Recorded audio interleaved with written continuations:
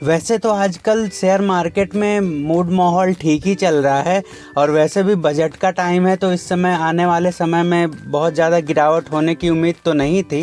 लेकिन ये बाज़ार है, यहाँ पे कुछ भी कहा नहीं जा सकता, कब किस कंपनी से बड़ी खबर निकल के आ जाए और शेयर मिनटों में धराशायी हो जाते हैं।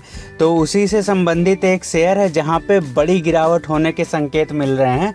तो अगर आप इस कंपनी में निवेशक हैं या निवेश करने की सोच रहे हैं तो ये वीडियो आपके लिए बहुत इम्पॉर्टेंट होने वाली है। क्या है वो बड़ी खबर, इसको जानने के लिए वीडियो को अंत तक पूरा देखें। बात कर रहे हैं जी एंटरटेनमेंट कंपनी के बारे में। तो ये कंपनी जो इंटरटेनमेंट जगत की एक बेहतरीन कंपनी है, लेकिन अब यहाँ पे एक बड़ी बुरी खबर निकल के सामने आई है जिससे यहाँ पे बहुत ही सावधान होकर चलने की ज़रूरत है। कंपनी का मार्केट कैप 22,226 करोड़ का है और करंट प्राइस 231 का चल रहा है। कंपनी का 52 वीक हाई 300 का है और 52 वीक लो 170 का है।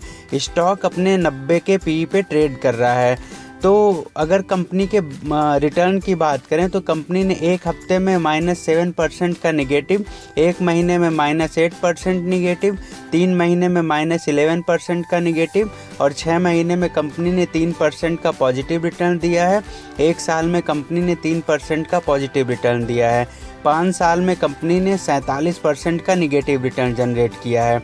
तो इस कंपनी से एक बड़ी खबर निकल के आ रही है जहाँ पे ये आ रहा है कि सोनी इंटरटेनमेंट के साथ जो इनका मर्जर होना था वो 10 अरब की डील वो रद्द हो चुकी है। तो इसमें अगर हम बात करें तो जो मेन न्यूज़ है वो ये है कि जो culture max entertainment private limited, जो पहले सोनी पिक्चर्स के नाम से जानी जाती थी, वो उन्होंने क्या किया है कि 22 जनवरी को बताया कि जो जी इंटरटेनमेंट के साथ इनका जो विलय होना था अब वो समाप्त हो जाएगा। तो सोनी ने जी इंटरटेनमेंट इंटरप्राइजेज लिमिटेड को एक नोटिस जारी कर दिया है जिसमें जी लिमिटेड और CME यानी कि culture max entertainment private limited, तो इन दोनों कंपनियों के विलय को जो 22 दिसंबर 2021 के समझौते में हुआ था वो अब रद्द कर दिया गया है। ये पूरी तरह से कैंसिल हो चुका है। तो इस डील में 21 दिसंबर जो 2023 तक पूरा होना था, एग्रीमेंट के मुताबिक 3 बार एक्सटेंशन लिया जा चुका था। तो जी ने इसके बाद एक्सटेंशन की मांग की थी। इसके बाद खबर आई थी कि सोनी विलय की तारीख को आगे बढ़ाने के लिए तैयार हो गया है। मुख्य पेंच जब फंसा कि कंपनी को लीड कौन करेगा, इसी मुद्दे पे पेंच फंसा हुआ था। और अगर ये मर्जर हो जाता तो जी और सोनी के बीच करीब 10 अरब डॉलर के वैल्यूएशन वाली एक बड़ी कंपनी बन जाती जो नेटफ्लिक्स, अमेज़न जैसे बड़ी कंपनियों को टक्कर दे सकती थी। लेकिन जो पेंच फंसा वो इनके कंपनी के CEO को लेके कि सोनी नहीं चाहता था कि जो पुनीत गोयनका हैं वो CEO बने, लेकिन जो जी चाहता था वो चाहता था कि पुनीत गोयनका CEO बने।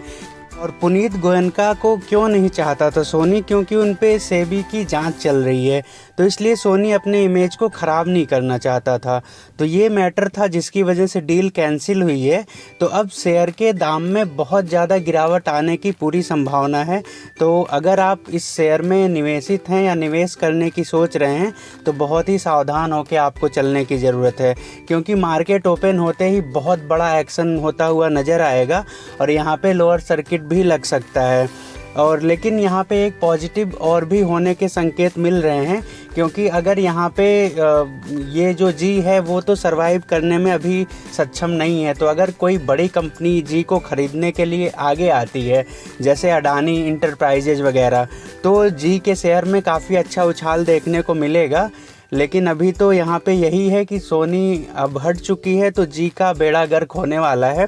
तो इस शेयर में बहुत ही सावधान रह के चलें। और अभी के टाइम मेरी सलाह यही है कि बेच के निकलें और अभी कोई भी नए इन्वेस्टमेंट के लिए बिल्कुल भी कोई सलाह नहीं है।